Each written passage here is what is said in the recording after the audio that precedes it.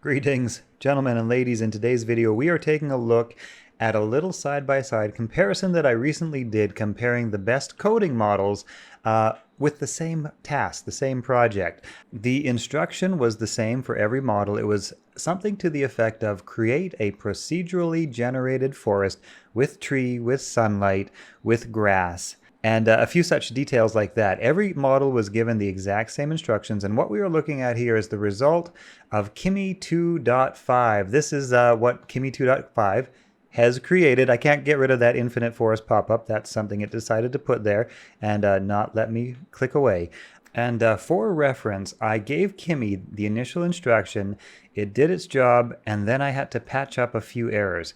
After a couple back and forth, it was able to produce the result that we see here on the screen, and I will be including the cost of each model as we look through these, because there's a very big difference in price and quality. So the next model we're going to take a look at here is the Minimax model. This was a model I think that was released a couple of weeks ago. So let's click play. And basically what we've got from Minimax is, well, geez, I don't even know. It's surreal, whatever it is. There's clearly trees, there's clearly leaves, and there's the grass, which I did ask for. As for the landscape and environment, well, who knows? The Minimax model was able to get to this particular result after, I think, one or two little back and forth. I think we had a couple of little errors initially, maybe two or three bug fixes, and then we were able to get to, yes, whatever this is. All that being said, the Minimax model only has a 30 cents input and a $1.20 output token cost, so very affordable. And you know, it did something. Let's move on. Next up, we're going to be taking a look at Grok 4.1 Code Fast. This is a model that I want to be good. That being said, it did this. I can't move around in this scene. What you see is basically what you get when it comes to the Grok coding challenge. But at $1.50 output and 20 cents input tokens, it is inexpensive. Next up, we're taking a look at Haiku. This is the budget model from Anthropic, maybe not geared towards coding, but yeah, it managed to get this far. It managed to get as far as building forest, and after a little back and forth with Haiku, it did not want to do anything more than that. Haiku, which I believe is listed at around $1 input and $5 output tokens, I would dare say is not a coding model. Let's move up on into Sonnet. This is Sonnet version 4.6, and here we've got Anthropic. Now, Anthropic is famous for its awesome coding models. Sonnet and Opus are included in those. Now, Sonnet has been called nearly as good as Opus. Maybe some even say it's better. But I wanted to know, how well does it handle game development projects? And in this case, we're testing with Three.js. So Sonnet has got us to this place. It's, I mean, you can see it's clearly got some procedurally generated terrain. It's got some grass. It does have sun. I did ask for a sunshine to be in the sky to have some nice lighting and that sort of stuff. It has grossly miscalculated the terrain height, and it could be that with a little bit of tweaking it gets quite a bit better. In fact, I'm going to actually punch that in, and we're going to give Sonnet a little bit of a chance to redeem itself. Maybe it just messed up the height levels. And after one round of patches, Sonnet 4.6 I think has nicely redeemed itself. It's fixed up the problem with the height of the terrains. It's got trees. The trees have wind. It has grass, not a lot, but it does have grass. Wind and sun and trees and terrain were some of the requests that were made. But now, actually just after one fixing attempt, Sonnet has done a pretty good job of bringing this to some sort of reasonable semblance of a procedural open world. And that is definitely something that I'd like to see from Sonic, especially considering that the input and output token costs are at $3 and $15. That is now 15x the cost of some of our earlier models, which of course didn't do such a good job. Next up on our list, we're going to be taking a look at Gemini 3 Pro. This is Gemini 3 Pro. I know there is a 3.1 model available, but it seems to be kind of quirky at the moment. So Gemini 3 Pro is where we're at. And Gemini 3 Pro was able to one-shot this without any corrections, no fixes required. It created the trees that were asked for. It gave the trees wind. It did create some grass, some rock, some environment. It did not create the sunlight source, but it did create sort of an interesting haze in the environment. The actual look of the environment is not great, but it feels smooth, and it definitely is essentially what was asked for. We'll have to update in the future when Gemini 3 Pro starts acting a little more correctly. But for cost comparison, Gemini 3, I believe in Gemini 3.1 Pro, $2 input tokens and $12 output tokens. So a touch cheaper than Sonnet 4.6. Second to last on our list, we're going to be taking a look at GPT 5.3. GPT 5.3, which was able to one-shot this, which I will say actually looks pretty good as far as it's got the trees, and the amount of vegetation that it's decided to place in terms of trees and rocks looks pretty good. The grass is still that individual blade of grass sort of thing. We've got some weird looking rock polygons, and we do not have any wind in the trees, which was a requirement of this project. It seems to have ignored that, but it did add some nice environmental effects that you can kind of see a little bit of haze in the sky, and I think it did a nice job with the actual sky dome and the lighting. So like I say, this was a one-shot. I think it did quite well. This is GPT 5.3. And last but certainly not least, we have Opus 4.6. Let's take a look at Opus 4.6. And here is Opus 4.6. I was able to one-shot this, and it did get the wind in the trees as was requested. It's got the light source in the sky. I think it did a nice job of the basic sky dome.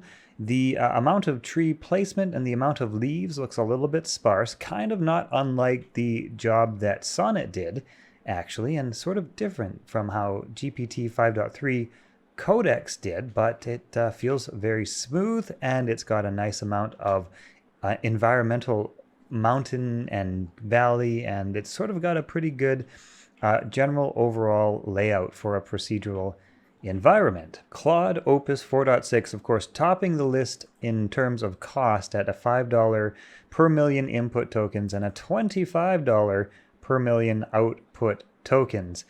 That is nearly double the cost of 5.3 Codex. What do you guys think? 5.3 Codex versus Opus 4.6. Now, just for fun, I want to see what would happen if we actually tried to make this procedural environment look much better. I'm heading over into the Sorceress Game Creation Suite and taking a look at one of the new systems here. This is the environment generator. I'm going to grab a tree, I'm going to grab some rocks, some bushes, some grass, and I'm going to grab some environmental assets that I'll be able to plug in to the coding agent in my Wizard Genie editor. By the way, guys, this is the Wizard Genie editor that I've been working on. This is an AI coding first sort of focused game editor. It's integrated with the Sorceress Game Creation Suite, so you can generate up content for your game from the image generator, video generator, whatever the case, and then you can quickly and easily drag that content into your game project folder. You can also do that in the reverse if you want to use one of your project folder images for a reference art. Of course, the Sorceress Game Creation Suite comes with all sorts of different features, and I have videos dedicated to that. And I have actually made Wizard Genie just recently available for early access for early supporters of this project. The thing is that AI-assisted coding is so good now that game development engines like Unreal or Unity, which were sort of visual editors of code that kind of helped you to develop even not knowing how to code, it's kind of like reverse now. Now coding is easier than visual editing of code. So it's almost like these game engines, Unreal Engine and Unity, are kind of like the reverse of what I personally wanted them to be. And when you try to plug in coding with AI to these game engines, what you get is so much encumbrance that it becomes really inefficient to try to code quickly and iterate quickly. So I wanted a coding editor that took into account the latest in AI-assisted coding and built an editor around that. So this is a very early look at the Wizard Genie Vibe Coding Development Studio.